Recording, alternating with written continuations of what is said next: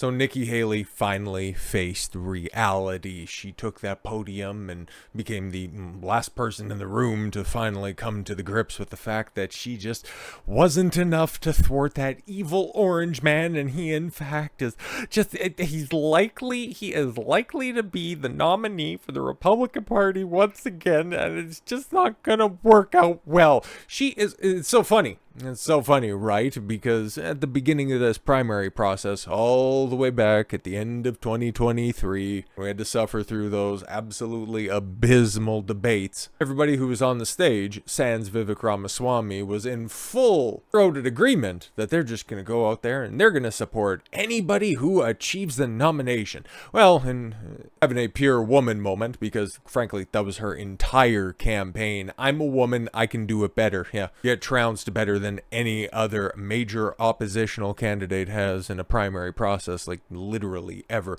Like, we already knew that she was never going to be the next president or ever going to be the president of the United States, and well, she just had to come to grips with the fact that Super Tuesday absolutely and completely rocked her. Not quite as bad as everybody anticipated, but like, come on, man. You lost 14 out of the 15 states. And the only one that you won, Vermont, was by the narrowest margin of any other primaries that was out there. And oh, Vermont has an open primary, meaning you don't have to be a registered Republican or Democrat to vote in any of the primaries. So yeah, go ahead and consider that a victory. Meanwhile, you got trounced in North Carolina by what, 50 points? Same in Maine, 55 points in Oklahoma, Texas. Like every single beating that you could have taken across the board, you took it and then some. So Trump didn't quite run the board, but it really doesn't much matter. That's why I haven't been, all that enthusiastic about covering politics recently, because we already knew that this was exactly where we were going to end up. Nikki Haley was just going to try to play spoiler for as best as she could until it finally became completely obvious that she wasn't it, okay? Because even you look at the polls right now, right? Like even for some of the more left-leaning polls, or even to offset some of the more right-leaning polls, with the exception of CBS, like you take a look at that and it's like Trump up by 4 to CBS poll. That's kind of ridiculous. And then up by 4 in the New York Times poll. I think we know where we're at when, especially, you can go ahead and compare and contrast those same numbers where Biden was up, sure, 5.5 points, and then Clinton was up 4.5 points at the same time during the 2016 cycle. I mean, come on, man. The fact that Nikki Haley has the audacity, or the lack of touch with reality, which is also very common on that side of the aisle. We're talking about the overt and covert Democrats. Oh, the Trump needs to win back her supporters. Do we need to take a look at what's going on here? Like, who's a Nikki Haley supporter? Like, I haven't spent that much time online, at least in the social media space recently, because, well, it's just not all that important to look at the political landscape right now. It's like, yeah, no, it's all just kind of shaping up appropriately. Can we just go ahead and make some stuff official so then we can finally get into the nitty gritty? I guess with Nikki Haley abdicating her token oppositional role, maybe we can finally start building towards something. Like, if the Republican Party was smart, and this is a big old if, this is the most hypothetical of hypotheticals that I've thrown out in a long time, but if the Republican Party had a cohesive message, if they weren't too busy trying to stab each other in the back, this would be the perfect time to rally around one central figure, something that they should have been doing for the past 3 years, the guy that they knew would ultimately wind up in this situation. You had the unique opportunity to run a shadow government, okay? The rest of the world knows of oppositional parties that are especially in the parliamentary style government, where you had the official opposition running the role of naysayer against the party that's in charge. Republicans could have been doing that, but no, they're too busy and still being the party to lose with dignity. And that's what these results prove right now, that the Republican establishment, that the establishment in general, the Uniparty, is not popular with the people. You know what is popular with the people? The goddamn orange man. You guys better. The quicker you get around to figuring that out, the quicker we can move past this 2-decade-long cultural political malaise we've been dealt with since the beginning. Well, since I would argue the end of the 90s all the way through to today. today because there hasn't been that much of a change in the grand scheme of things. But let's hear what Nikki kind of had to say. The time has come now to suspend my campaign. I said I wanted Americans to have their voices heard, and we heard them. And they don't like you, Nikki. You can't bang your way to victory, one suburban at a time.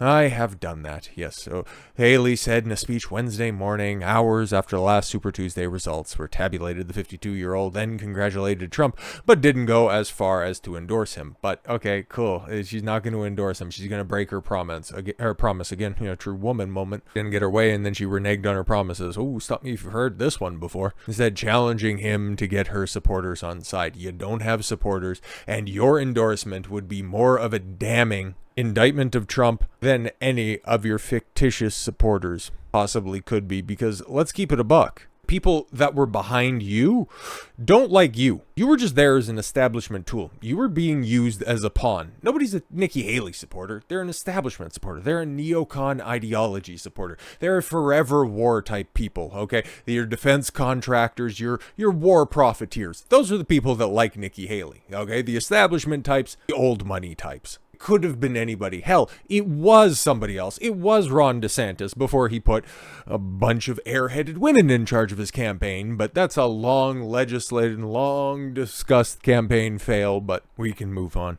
The campaign had long said Super Tuesday, where 865 GOP delegates, she won 9, would be a critical point in the race to her path of victory against Trump, would be an uphill battle. We know you lost. Haley barnstormed the country after suffering a defeat in her home state of. She barnstormed the country. She never even got within striking distance. Hell, finished third in Iowa. She got beat by double digits. She got beat by 20 points in the state that she was closest in.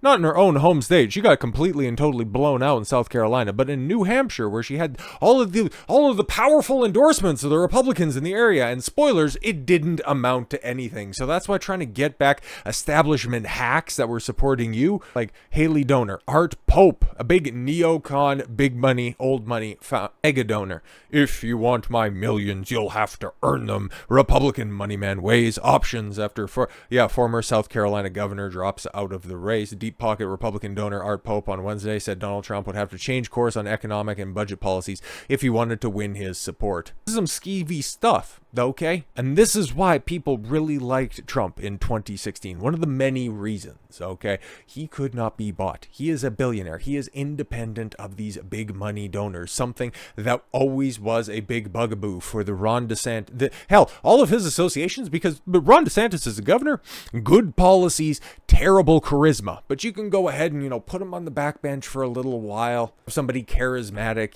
help him out or something on the public speaking front. But when it comes to governing, hell of a good job. It's just, you look at all those associations, all the Bush types that were starting to work their way, hiring old campaign hacks. We're doing this exact same stuff for the Ted Cruzes in the 2016s, okay?